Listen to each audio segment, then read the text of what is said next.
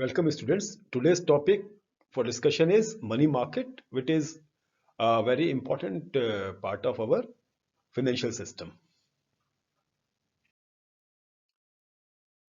To understand this lecture in full, it is important that you would have attended my previous lectures on Indian financial system. After attending this lecture, the student shall be able to describe money market, its features and structures, describe various sub markets of money markets, describe participants in money markets, explain problems of Indian money market and suggested reforms for the same. Money market is the market for short-term funds. We define short-term as a period of 364 days or less. In other words, the borrowing and repayment takes place in 364 days or less. The manufacturers need two types of finance.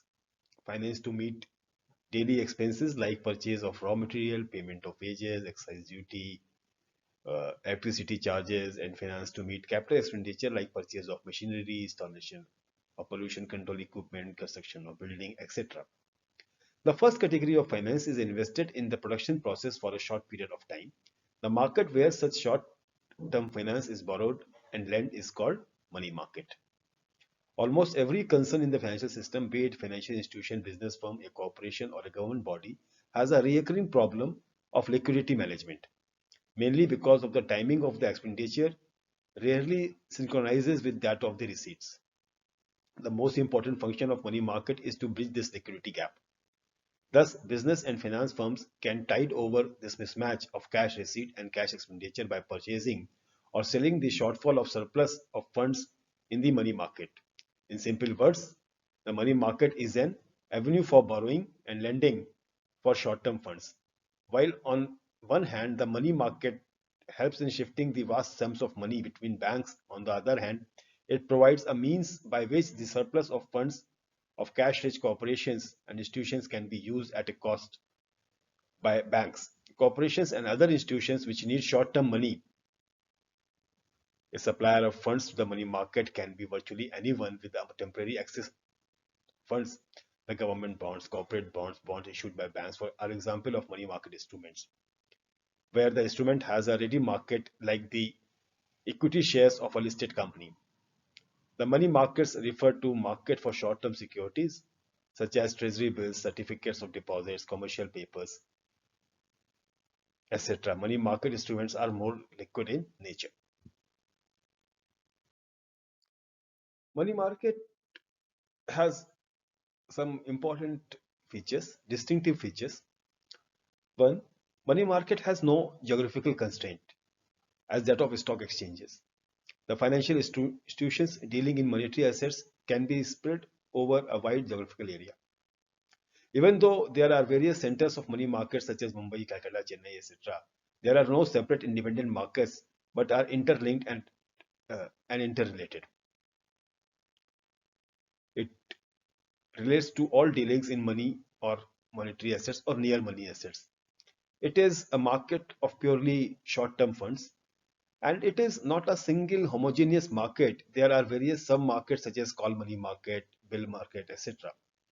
Money market establishes a link between RBI and banks and provides information of monetary policies and management. Transactions can be done even without the help of brokers, and there are a variety of instruments which can be traded in the money market. Now let us have a look at the structure of Indian money market. Broadly speaking, the money market in India comprises of two sectors, that is organized sector and unorganized sector. The organized sector consists of RBI, the State Bank of India with its 7 associates, 20 nationalized commercial banks, other scheduled and non-scheduled commercial banks, foreign banks, regional rural banks, etc. It is called organized because its uh, this part is systematically coordinated by RBI. Then non-banking financial institutions such as LIC, GIC and subsidiaries, the UTI also operate in this market but only indirectly through banks and not directly. Quasi-government bodies and large companies also make their short-term surplus funds available to the organized market through banks. Cooperative credit institutions occupy intermediary position between organized and unorganized parts of the Indian money market. These institutions have a three-tier structure. At top, there are state cooperative banks. At the local level, there are primary credit societies and urban cooperative banks, considering the size, methods of operation, and dealings with RBI. And commercial banks, only state and central cooperative banks should be included in the organized sector.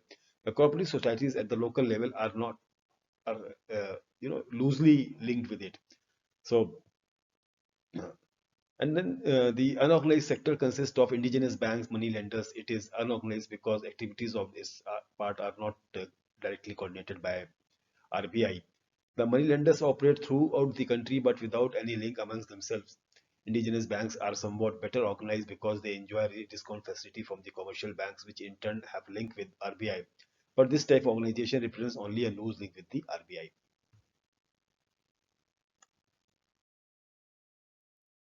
Indian money market is divided into a number of sub-markets. Let's discuss them one by one. Call money market. It is the most important component of organized market, and it deals in call loans or call money granted for 1 day to 15 days normally. And since the participants in the call money market are mostly banks, it is also called interbank call money market. The banks with temporary deficit of funds from the demand side and banks with temporary excess of funds from the supply side in this market. The next is the treasury bill market. The treasury bill market deals in treasury bills which are short term, that is from 91 days or 82 days or maximum 364 days.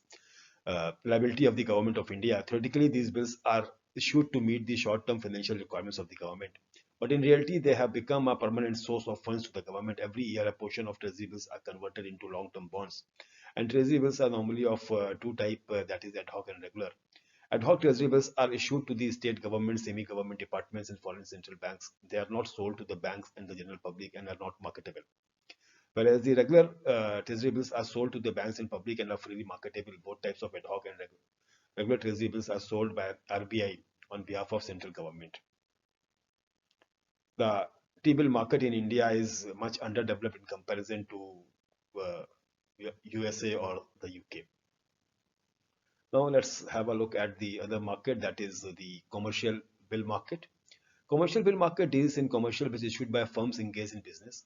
These bills are generally of 3 months maturity. A commercial bill is the promise to pay a specified amount in a specified period by the buyer of goods to the seller of goods. The seller who has sold his goods on credit draws the bill and sends it to the buyer for acceptance. After the buyer or his bank writes the word accepted on the bill, it becomes a marketable instrument and is sent to the seller. The seller can now sell the bill, that is, get it discounted to his bank for cash. In times of financial crisis, the bank can sell the bills to other banks to get them discounted from RBI. In India, the bill market is underdeveloped, and as compared to same in advanced countries like UK, there is absence of specialized institutions like acceptance houses and discount houses, particularly dealing in acceptance and discounting business. The next is the collateral loan market. Collateral loan market deals with collateral loans, that is the loans backed by securities. In the Indian collateral loan market, the commercial banks provide short-term loans against government securities, shares, and debentures of the government, etc. Then we have a certificate of deposit in commercial paper markets. Certificate of deposit and commercial paper markets deal with certificate of deposit and CPs. These two instruments were introduced by RBI in India in March 1989 in order to widen the range of money market instruments and give investors greater flexibility in deployment of their short-term surplus funds. Now let us have a look at the participants in the money market. There are a large number of borrowers and lenders who make up the money market, and some of them we have listed here. So first in that in is central government. The central government is a borrower in the money market through the issue of T-bills. The T-bills are issued through the RBI. The T-bills represent zero risk instrument. They are issued with the tenure of 91 days, 182 days, or 364 days. Due to risk-free nature, banks cooperate, and many such institutions buy the T-bills and lend to the government as a part of its short-term borrowing program. Second among this participants list is public sector undertakings, which are the government companies who have their shares listed on the stock exchange. As listed companies, they can issue commercial paper in order to obtain its working capital finance. The PSUs are Only borrowers in the money market. They seldom lend their surplus due to bureaucratic mindset. The treasury operations of PSUs are very inefficient and with huge cash surplus remaining idle for a long period of time with them. Then we have insurance companies. Both general and life insurance companies are usual lenders in the money market, being cash surplus entities. They do not borrow in the money market. With the introduction of CBLO, that is collateralized borrowing and lending obligations, they have become a big investor. They have become big investors in between capital market instruments and money market instruments. Insurance companies invest more in capital market instruments as their lending programs are for very long period. Their role in the money market is a little less. Then let's have a look at mutual funds. Mutual funds offer varieties of schemes for the different investment objectives of the public. There are many schemes known as money market mutual fund schemes or liquid schemes. These schemes have the investment objectives of investing in money market instruments. They ensure highest liquidity to the investor by offering withdrawal by way of a day's notice or encashment of units through banks, ATMs, etc. Naturally, mutual fund invest the corpus of such schemes only in money market. They do not borrow but only lend or invest in money market. Banks, scheduled commercial banks are very big borrowers and lenders in the money market. They borrow and lend in call money market, short notice market, repo and reverse repo market. They borrow in the discounting market from RBI and IDBI. They lend in commercial paper markets by way of buying the commercial paper issued by corporates and listed public sector units. They also borrow through issues of certificate of deposit to corporates. And then the last among this is corporates. Corporates borrow by issuing commercial papers which are nothing but short-term promissory notes. They are issued by listed companies for obtaining the necessary credit uh, after obtaining the necessary credit rating from the agencies. They also lend in the CBLO market their temporary surplus when the interest rate rules are very high. In the market, they are the lender to the banks when they buy the certificate of deposits issued by the banks. In addition, they are lenders through purchase of treasury bills. There are many other small players like non-banking financial companies, primary dealers, provident funds, and pension funds. They mainly invest and borrow in the market through CBLO in a small way.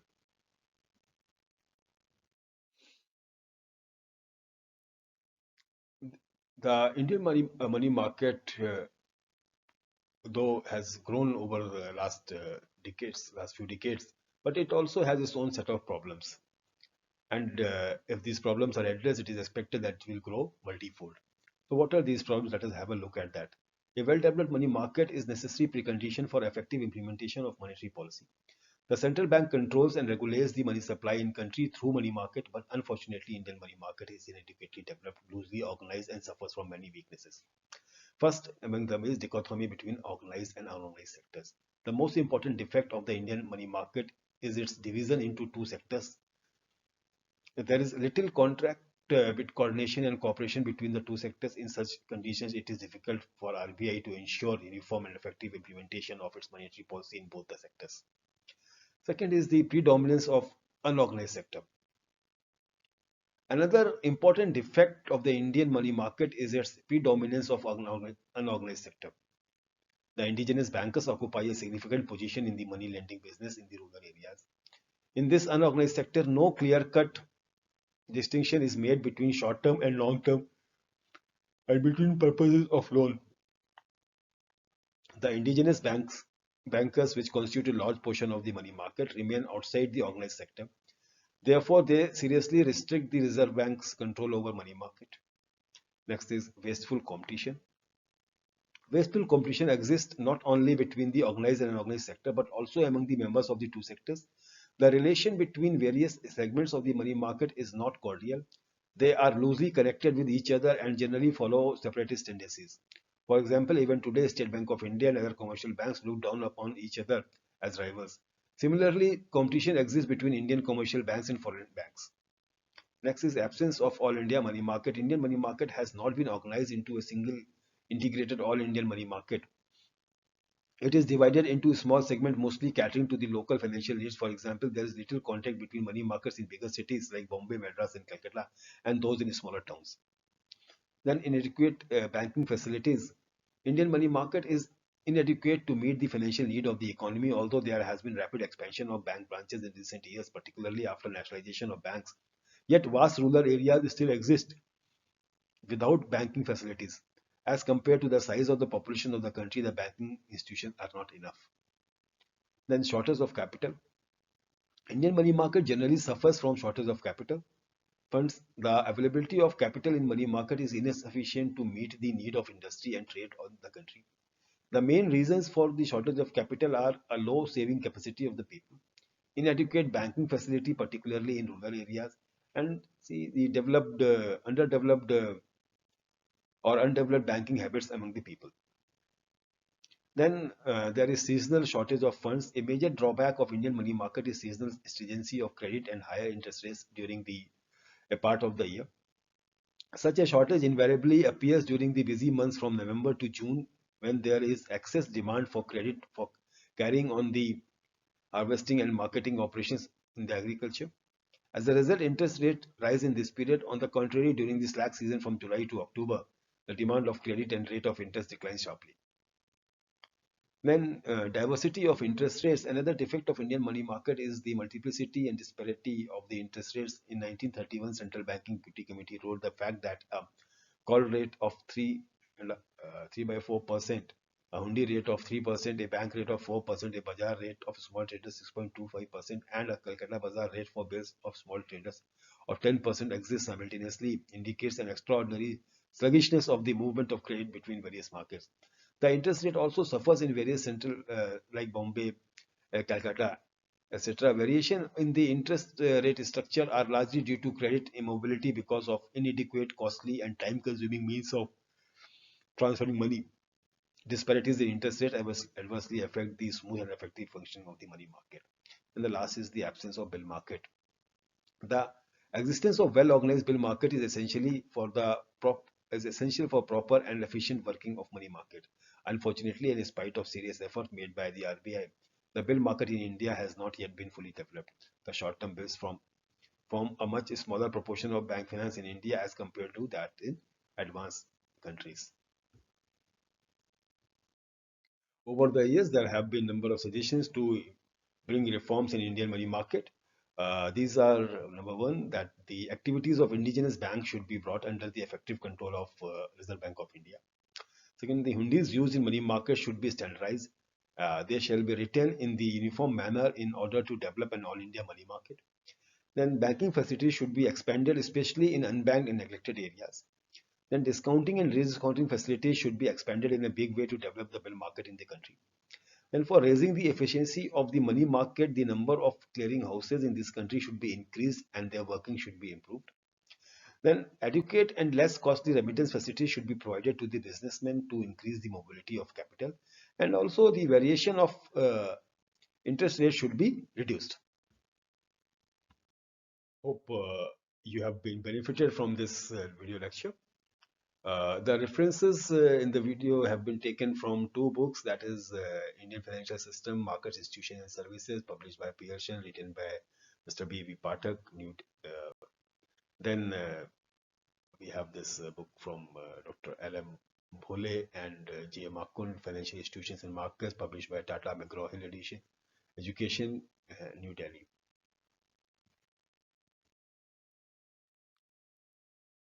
Then there is a legal disclaimer to this intent content, that the video content is created only for the purpose of teaching, and the author and the creator of the video content do not claim any copyright or other such proprietary claims on the content, including videos, audios, or text. A sincere attempt has been made to list and credit all references used for the organization and development of the content. Creator of the content do not take any responsibility for any oversight or omission on the list. Thank you so much.